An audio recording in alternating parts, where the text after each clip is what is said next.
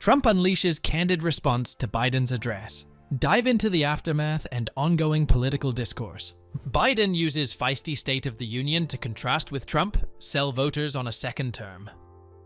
President Joe Biden presented his case for re-election in his impassioned State of the Union address on Thursday, delivering a 68-minute speech that scrutinized Donald Trump's impact on democracy, alignment with Russia, and obstruction of a bill addressing U.S. immigration challenges. The 81-year-old Democrat highlighted sharp distinctions between himself and his Republican counterpart, engaging Trump's supporters in the chamber. Biden accused his Republican rival, who is running in the November 5th election, of concealing the truth about the Capitol assault on January 6, 2021.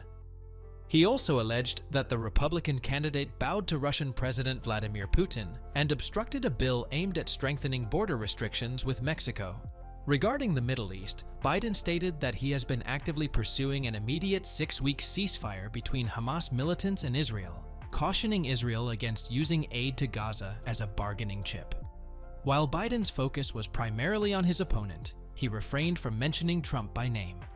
The president began his address by expressing concerns about threats to democracy at home and abroad, specifically criticizing Trump's suggestion that Putin could invade NATO nations if they did not increase defense spending.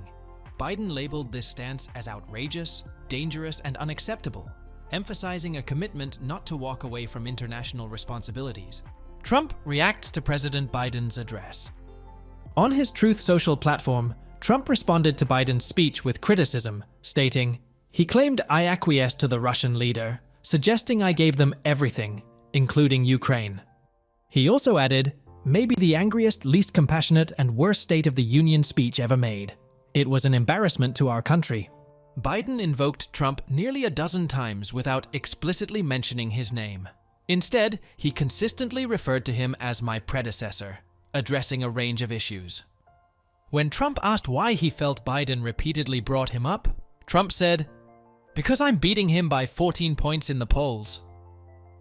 He was very angry, and that's also a symptom of a certain type of problem, senility, Trump said. He shouldn't be at this age because he's a young man relative to others his age that are very successful. Following his live commentary on Biden's State of the Union on Truth Social Thursday night, Trump criticized the current president extensively. Trump sent a steady stream of messages, blasting Biden on Truth Social. "He looks so angry when he's talking, which is a trait of people who know they are losing it," Trump wrote. "The anger and shouting is not helpful to bringing our country back together." The former president and likely GOP nominee critiqued Biden's performance, including remarks on his recurring coughing fits, the substantial duration of almost 40 minutes before addressing the southern border crisis, his vocal intensity, and other aspects.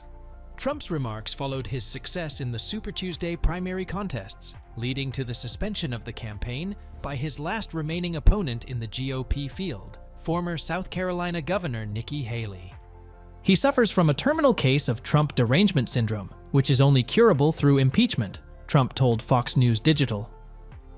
Despite Biden's current low approval ratings, the speech provided him with an opportunity to address millions of American television viewers directly, outlining his vision for another 4-year term. During this address, he highlighted differences with Trump on issues such as abortion rights and the economy. Biden also engaged in spontaneous banter aimed at Republican lawmakers in an apparent effort to alleviate concerns about his age and mental acuity. A direct challenge came from Republican Representative Marjorie Taylor Greene, who heckled Biden over the recent killing of Laken Riley, allegedly by an immigrant in the United States illegally. Biden acknowledged Riley's tragic situation, and in discussing efforts to reduce gun violence, made reference to a larger number of people killed in incidents unrelated to migrants in the country. Biden criticizes Trump and Republicans over January 6th riot. Biden asserted that Trump and Republicans are attempting to distort the narrative surrounding the January 6th, 2021, Capitol riot orchestrated by the former president's supporters in an effort to overturn Biden's 2020 victory. Addressing the issue directly, Biden stated, "My predecessor and some of you here seek to bury the truth about January 6th. I will not do that," Biden said, a signal that he will emphasize the issue during his re-election campaign. "You can't love your country only when you win." He criticized Republicans for attempting to dismantle healthcare provisions within the Affordable Care Act, commonly known as Obamacare, and accused them of contributing to budget deficits. Biden also mocked them for accepting funds from legislation they had initially opposed. While facing dissatisfaction from progressives in his party due to his stance on Israel in its conflict with Hamas, the atmosphere among Democrats in the chamber was enthusiastic. They welcomed Biden with cheers and applause, prompting him to jokingly suggest leaving, even before he began his address. Recent opinion polls indicate that Biden and the 77-year-old Trump are in a tight race, with most American voters expressing little enthusiasm for a rematch following Biden's victory over Trump 4 years ago. As Trump faces multiple criminal charges while campaigning for re-election, he has expressed intentions to retaliate against political adversaries and implement mass deportations of millions of migrants if he secures a second term in the White House. Biden underscored his commitment to abortion rights, pledging to establish them as a nationwide law if sufficient Democratic lawmakers are elected. Additionally, he reiterated his push for increased taxation on affluent Americans and corporations. His proposals include raising minimum taxes for companies and individuals with a wealth exceeding $100 million.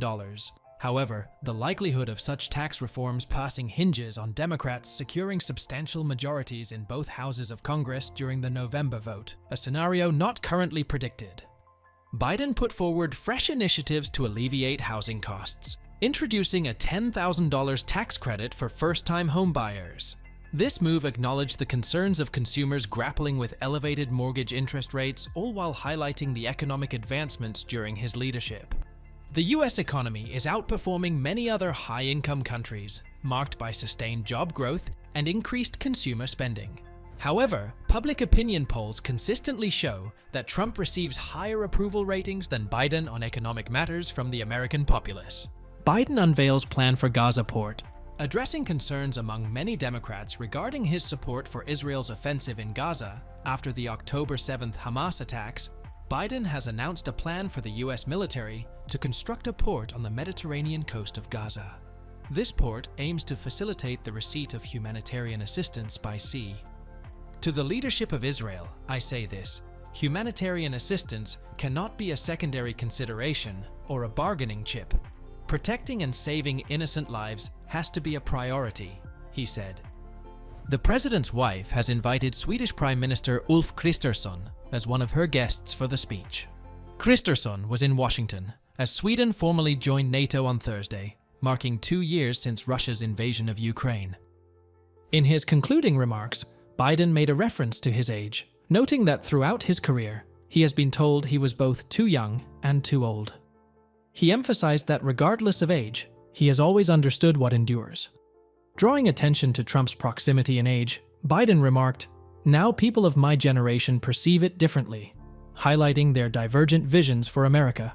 U.S. Senator Katie Britt of Alabama, delivering the formal Republican response to Biden, criticized him on issues related to immigration and the economy. "The true, unvarnished state of our union begins and ends with this. Our families are hurting. Our country can do better," she said. Don't forget to subscribe for more insightful updates like this. Insightful.